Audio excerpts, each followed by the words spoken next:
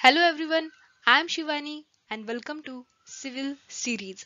Mahatransco AE चा हा fourth part आहे. या अगोदर आपण 3 पार्ट अपलोड केलेले आहेत. तिन्हीच्याही लिंक ह्या टेलिग्रामवर सुद्धा आहेत आणि त्या लिंक मी आय सेक्शन आणि डिस्क्रिप्शन मध्ये सुद्धा दिलेले आहेत. जर तुम्ही टेलिग्राम चॅनलला जॉईन केलं नसेल तर ती लिंक ही कम्युनिटी पोस्ट मध्ये दिलेली आहे. तिथे तुम्हाला या तीनही व्हिडिओचे PDFs अवेलेबल असतील.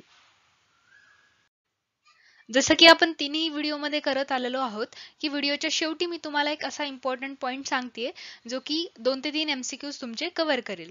या व्हिडिओमध्ये पण मी तसाच पॉईंट घेणार आहे, तर व्हिडिओ तुम्हाला शेवटपर्यंत पाहावा लागेल. आणि आता MCQ स्टार्ट करण्या अगोदर मला तुमच्याशी काहीतरी बोलायचं आहे. आज मी एक खूप छान गोष्ट वाचली आणि तुमच्यातल्याही भरपूर जणांनी ती वाचलेली असणारच आहे. पण तरीही कधीही अभ्यास करण्यापूर्वी आपल्याला एक थोडंसं मोटिवेशनची गरज असते, काहींना चहाची गरज असते. तर तसंच या व्हिडिओचं मोटिवेशन किंवा हा व्हिडिओ तुम्ही पूर्ण पाहावा यासाठी मी तुम्हाला एक गोष्ट सांगते इथं, जी की मला खूप आवडली आहे. ती गोष्ट आहे एफर्ट्स. एफर्ट्स, ठीक आहे. The success does not lie in the results but in efforts. Being the best is not important. Doing the best is all that matters. किती छान लिहिलंय हे, की आपण काय करतो, फक्त सक्सेसच्याच मागे पडतो की रिझल्ट काढायचा आहे, रिझल्ट काढायचा या गोष्टीकडे. पण जे रोजचे एफर्ट्स घेतोय, जो रोजच्या गोष्टी ज्या आयुष्यात आपण करतोय, ते एफर्ट्स सुद्धा खूप इम्पॉर्टंट असतात. या गोष्टी आपल्याला डिसिप्लिन शिकवून जातात आणि ह्या गोष्टी खूप इम्पॉर्टंट आहेत. त्यासाठी मला हे असं वाटलं की हे मी तुमच्यासोबत शेअर करावं. आता याच नोटवर आज आपण MCQ ला स्टार्ट करूयात. ठीक आहे, फर्स्ट MCQ बघूयात. First question, which of the following represent the percentage limit of porosity of compacted sand? दोन सँड असतात, एक लूज सँड आहे आणि एक असते कॉम्पॅक्टेड सँड. लूज सँडचा पोरोसिटी जास्त असणार आहे as compare to compacted sand. तर इथं दिलेल्या ऑप्शनमध्ये जो थर्ड ऑप्शन आहे तो करेक्ट आहे. 30 to 40% is the porosity for compacted sand. Loose सँडची पोरोसिटी ही 50 to 60% असते आणि कॉम्पॅक्टेडची आत्ताच पाहिली आपण, ती आहे 30 to 40%. नेक्स्ट क्वेश्चन बघूयात. Which of the following pair is not correctly matched regarding type of road surface and IRC recommended value of camber in heavy rainfall range place. इथे 4 कॅम्बरच्या व्हॅल्यू दिलेल्या आहेत आणि यामधले रॉंग पेअर आपल्याला find out करायचे आहे. तर फर्स्ट आहे water bound macadam and gravel pavement 1 in 33 correct आहे. अर्थ सरफेस 1 in 25 ही पण करेक्ट आहे. थर्ड आहे concrete and high bituminous surface 1 in 50 हे सुद्धा करेक्ट आहे. थिन बिटुमिनस सरफेस याची रेंज आहे 1 in 65, तर ही इथे करेक्ट नाहीये कारण की ही रेंज इथे येते 1 in 40 टू 1 in 50. ठीक आहे, तर याच्यासाठी हा एक चार्ट दिलेला आहे. या चार्टमध्ये फर्स्ट व्हॅल्यू आहे cement concrete and high bituminous सरफेसची. यामध्ये दोन रेंज दिलेल्या आहेत. तर पहिली रेंज ही दिलेली आहे हाय रेनफॉलसाठी, हेवी रेनफॉलसाठी, आणि जी दुसरी आहे ती आहे लाईट रेनफॉलसाठी. इथे क्वेश्चन मध्ये आपल्याला मेन्शन केलं आहे की हेवी रेनफॉल साठीची रेंज ओळखायची आहे. तर फॉर थिन बिटुमिनस सरफेस ती रेंज आहे 1 in 40. तर इथं जो फोर्थ ऑप्शन असणार आहे तो आपला करेक्ट ऑप्शन असेल. त्यानंतर हा चार्टच मी परत तुम्हाला इथे दिलेला आहे, खूप इम्पॉर्टंट चार्ट आहे, तर याचा तुम्ही स्क्रीनशॉट काढून घेऊ शकता. आणि लक्षात ठेवा की जी सुरुवातीची व्हॅल्यू आहे ती हेवी साठी आहे आणि दुसरी जी व्हॅल्यू आहे ती लाईट रेनफॉल साठी आहे. Third question, which one of the following gases is considered as atmospheric pollutant? तर atmospheric pollutant म्हणून इथं जो सल्फर डायऑक्साइड आहे तो गॅस आहे. तर सल्फर डायऑक्साइड हा प्रायमरी पोल्युटंट मध्ये येतो, तर त्याची मी लिस्ट इथे दिलेली आहे. त्यामध्ये फर्स्ट येतो oxide of sulphur, then nitrogen, carbon, particulate matters, methane, ammonia and chlorofluorocarbon. ठीक आहे, तर या क्वेश्चनसाठी थर्ड ऑप्शन इथे करेक्ट असणार आहे. तुम्हाला कमेंट सेक्शन मध्ये जो सेकंडरी पोल्युटंट्स आहेत ती लिस्ट तुम्ही मला शेअर करा कमेंट सेक्शन मध्ये. त्यानंतर नेक्स्ट क्वेश्चन बघूयात. Fourth question. आता हा क्वेश्चन दिसताना खूप मोठा दिसतोय कारण की खूप मोठे ऑप्शन्स यामध्ये आहेत, पण अशाच प्रकारचे जे काही क्वेश्चन्स असतात ते दिसायला जरी मोठे असले तरी सॉल्व्ह करताना खूप इझी असतात. तर यामध्ये ऑप्शनमध्ये जर आपण टर्म बघितल्या तर एक टर्म आहे सायकोलॉजिकल वाइडनिंग आणि दुसरी आहे मेकॅनिकल एक्स्ट्रा वाइडनिंग. तर दोन्हीच्याही फॉर्म्युल्यावर डिपेंड हा क्वेश्चन आहे. तर आधी आपण फॉर्म्युले लिहून घेऊया तिथे. तर मेकॅनिकल वाइडनिंगचा फॉर्म्युला येणार आहे NL²/2R आणि सायकोलॉजिकल वाइडनिंगसाठी फॉर्म्युला आहे V divided by 9.5 √R. First option काय दिलाय क्वेश्चन मध्ये आपल्याला करेक्ट ऑप्शन फाइंड आउट करायचा आहे. तर फर्स्ट ऑप्शन आहे psychological extra widening depend upon the number of traffic lanes. तर ट्रॅफिक लेन्स वर डिपेंड काय असणार आहे तर मेकॅनिकल वाइडनिंग. तर फर्स्ट ऑप्शन हा रॉंग असणार आहे. Second option mechanical extra widening depend upon the speed of vehicles. तर स्पीड ऑफ व्हेकल ही सायकोलॉजिकल वाइडनिंग वर डिपेंड आहे किंवा सायकोलॉजिकल वाइडनिंग ही स्पीड वर डिपेंड आहे, मेकॅनिकल नाही. तर सेकंड ऑप्शन सुद्धा रॉंग असणार आहे. Psychological extra widening depend upon the length of a wheel base. Length सुद्धा कुठे आहे मेकॅनिकल मध्ये, तर थर्ड ऑप्शन सुद्धा रॉंग असणार आहे. Fourth option mechanical extra widening depend upon the length of wheel base and the radius of curve. Mechanical widening हा N, L and R वर डिपेंड आहे. तर इथे जो फोर्थ ऑप्शन असणार आहे तो करेक्ट असेल, कारण करेक्ट ऑप्शन आपल्याला विचारलेला होता. ठीक आहे, फोर्थ ऑप्शन इथं करेक्ट असणार आहे. नेक्स्ट क्वेश्चन बघूयात. Fifth question, the unit standard load in for a standard penetration of 2.5 mm in CBR test setup is. CBR test ही आपण फ्लेक्झिबल पेवमेंट साठी परफॉर्म करतो. दोन लोडिंग असतात आणि त्या दोन लोडिंग मुळे दोन पेनिट्रेशन होतात. तर इथं 2.5 mm चं पेनिट्रेशन साठी लोडिंग विचारलेली आहे.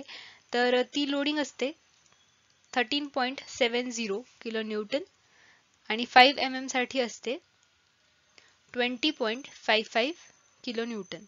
आता इथं ऑप्शन मध्ये 13.44 दिलेला आहे. तर हा जो आपला लोडिंग आहे 13.70, तर अप्रॉक्सिमेट मॅच होणारा फर्स्ट ऑप्शन असल्यामुळे इथे फर्स्ट ऑप्शन करेक्ट असणार आहे, 13.44 किलो न्यूटन. नेक्स्ट क्वेश्चन बघूयात. Sewage treatment units are generally design for. तर हे जे सीवेज ट्रीटमेंट युनिट्स आहेत तर ते आपण डिझाईन करतो फॉर 50 to 20 इयर्स साठी आणि डिझाईन करतो on the basis of average flow only. तर हा ॲव्हरेज फ्लो कुठे दिलेला आहे थर्ड ऑप्शन मध्ये, तर इथे थर्ड ऑप्शन करेक्ट असणार आहे for sewage treatment units. Next question बघूयात. नेक्स्ट क्वेश्चन, आता हा सिंपल क्वेश्चन आहे. Blue baby disease found in infants due to excessive drinking water. तर ड्रिंकिंग वॉटर मध्ये असा कोणता एक्सेसिव्ह पॅरामीटर असेल ज्याच्यामुळे ब्लू बेबी डिसीज हा इन्फंट्सला होतो, तर तो आहे नायट्रेट्स. तर इथे फोर्थ ऑप्शन हा करेक्ट असणार आहे. व्हिडिओच्या शेवटी जसं मी तुम्हाला म्हणलं होतं की एक बोनस टॉपिक मी देणार आहे, तर तो आजचा टॉपिक असणार आहे एन्व्हायरमेंटशी रिलेटेड आणि त्यामध्ये आपण सगळ्या परमिसिबल लिमिट्स पाहणार आहोत. तर व्हिडिओच्या शेवटी तुम्हाला परमिसिबल लिमिट्सचा चार्ट सुद्धा अवेलेबल होईल. नेक्स्ट क्वेश्चन बघूयात. The maximum allowable vertical deflection under live load for a cantilever member supporting brittle cladding in an industrial building is. आता याच्यासाठी एक तुम्हाला इन्फॉर्मेशन मी इथे प्रोव्हाइड करते. आता इथे काय दिलेलं आहे, फर्स्ट मध्ये the maximum vertical deflection for cantilever beam आणि सेकंड आहे maximum vertical deflection for simply supported beam. वरती एक पॅरामीटर आहे ज्यामध्ये इलास्टिक क्लॅडिंग डिफ्लेक्शन आहे आणि खाली आहे brittle cladding deflection. Same simply supported related सुद्धा आहे elastic cladding deflection, brittle cladding and deflection. First मध्ये डिफ्लेक्शन किती असणार आहे स्पॅन बाय 120 आणि सेकंड मध्ये आहे स्पॅन बाय 150. आपल्याला क्वेश्चन मध्ये सुद्धा कॅन्टिलिव्हर बीमच्या रिलेटेड विचारलेला आहे. तर इथे काय येणार आहे फॉर ब्रिटल क्लॅडिंग स्पॅन बाय 150. ठीक आहे, लास्ट ऑप्शन इथे करेक्ट असणार आहे. सिम्पली सपोर्टेडचं तुम्ही पाहून घ्या, या रिलेटेड सुद्धा क्वेश्चन येऊ शकतो. नेक्स्ट क्वेश्चन बघूत. Next question, the decomposition of felled timber caused by fungal attack is known as dry rot. तर इथे थर्ड ऑप्शन जो असेल तो करेक्ट असणार आहे. मी इथे एक थोडी इन्फॉर्मेशन तुम्हाला देते. तर यामध्ये अपसेट, वेट रॉट आणि फॉक्झिनेस दिलेला आहे. तर काही कीवर्ड्स असतात ज्याच्यावरून तुम्ही या डेफिनेशन लक्षात ठेवू शकतात. तर ते कीवर्ड्स मी फक्त तुम्हाला सांगते इथं. तर फर्स्ट, ड्राय रोड साठी जो कीवर्ड तुम्ही लक्षात ठेवणार आहात तो आहे फंगल अटॅक. जे डिकम्पोजिशन होतं due to fungal attack in timber is dry rot. Upset मध्ये काय लक्षात ठेवणार आहे तुम्ही इथे, तर compression and crushing due to natural forces is nothing but upset. Wet rot मध्ये इथंच वेट हा शब्द आलेला आहे, तर त्याच्या कीवर्ड मध्ये सुद्धा वेट येणार. So wet and drying condition is dry rot. Foxiness, foxiness म्हणजे काय असतं, तर discolouring due to over maturity. Discolour होतं due to over mature is nothing but foxiness. तर ह्या 4 डेफिनेशन इम्पॉर्टंट आहेत. जर टिम्बरच्या रिलेटेड क्वेश्चन विचारायचा असेल तर इथे क्वेश्चन विचारला जाऊ शकतो. ठीक आहे, नेक्स्ट क्वेश्चन बघूयात. Next question, the form used in public work for measurement book. सहसा या पॉइंटवर क्वेश्चन विचारला जात नाही, पण तरी एक इन्फॉर्मेशन असावी म्हणून मी हे 4ही फॉर्म इथे कव्हर व्हावेत यासाठी हा MCQ मी इथे घेतलेला आहे. तर मेजरमेंट बुकसाठी फॉर्म 23 आपण यूज करतो. तर बाकीचे फॉर्म्स आहेत, तर त्यामध्ये फर्स्ट जो फॉर्म आहे form 21 that is for muster roll, form 22 for labour roll, form 23 for measurement book, form 24 for first and final bill. तर इथे सेकंड ऑप्शन करेक्ट असणार आहे आणि हे 4ही फॉर्म तुम्हाला लक्षात ठेवायचे आहेत. जर यावर क्वेश्चन आला तर येऊ शकतो. नेक्स्ट क्वेश्चन बघूयात. हा डायरेक्टली इथे फॉर्म्युला विचारलेला आहे. तर द स्टँडर्ड गेज लेंथचा इथे फॉर्म्युला विचारलेला आहे. Over which the extension is to be measured to determine percentage elongation of specimen with initial cross section A. हा ए इनिशियल क्रॉस सेक्शन दिलेला आहे, AC असं आहे इथं, हा AC आहे. ठीक आहे, हा C मल्टिप्लाय मध्ये नाहीये, हा असं लिहिला जातो AC. तर त्यासाठी हा फॉर्म्युला आहे 5.65 square root of AC. 5.65 square root of AC. आता हे फॉर्म्युले परत पाठ करण्याची गरज नसते. जर हा व्हिडिओ चालू असतानाच तुम्ही जर एकदा दोनदा म्हणलात की स्टँडर्ड गेज लेंथचा फॉर्म्युला असणार आहे 5.65 स्क्वेअर रूट ऑफ AC, तर तो तुम्हाला इथेच लक्षात राहून जाईल.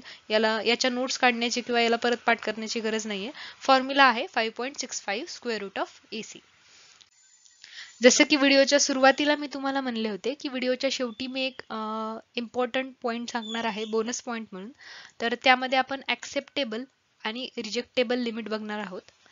ऍक्सेप्टेबल आणि रिजेक्टेबल लिमिट. तर फर्स्ट आपण पॅरामीटरकडे जाणार आहेत, फिजिकल.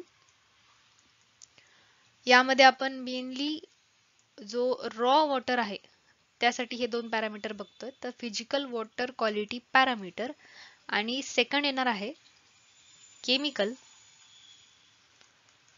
Water quality parameter. ठीक आहे, यामध्ये फर्स्ट असणार आहे सस्पेंडेड सॉलिड, सेकंड असणार आहे इथे टर्बिडिटी, मी पूर्ण नाही लिहिते.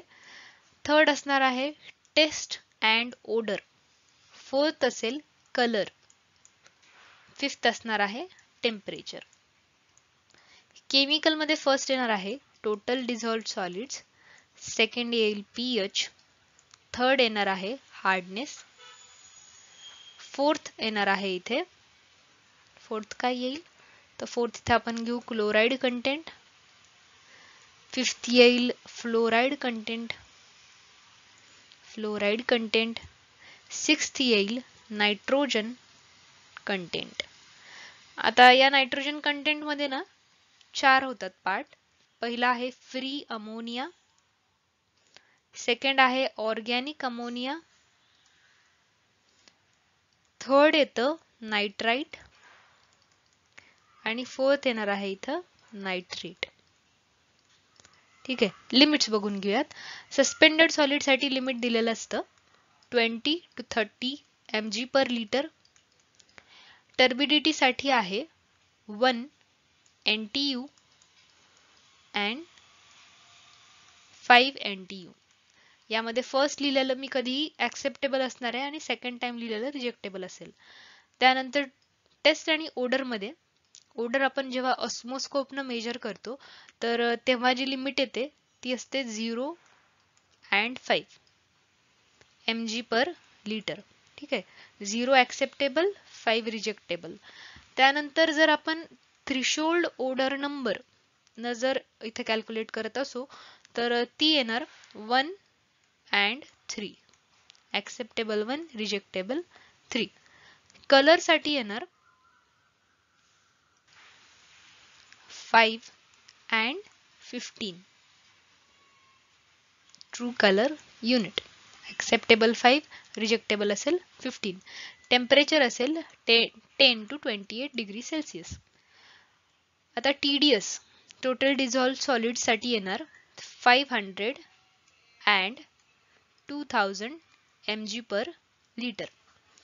pH असणार आहे 7 to 8.5. हार्डनेस असेल 200 to 200 and 600 mg per liter.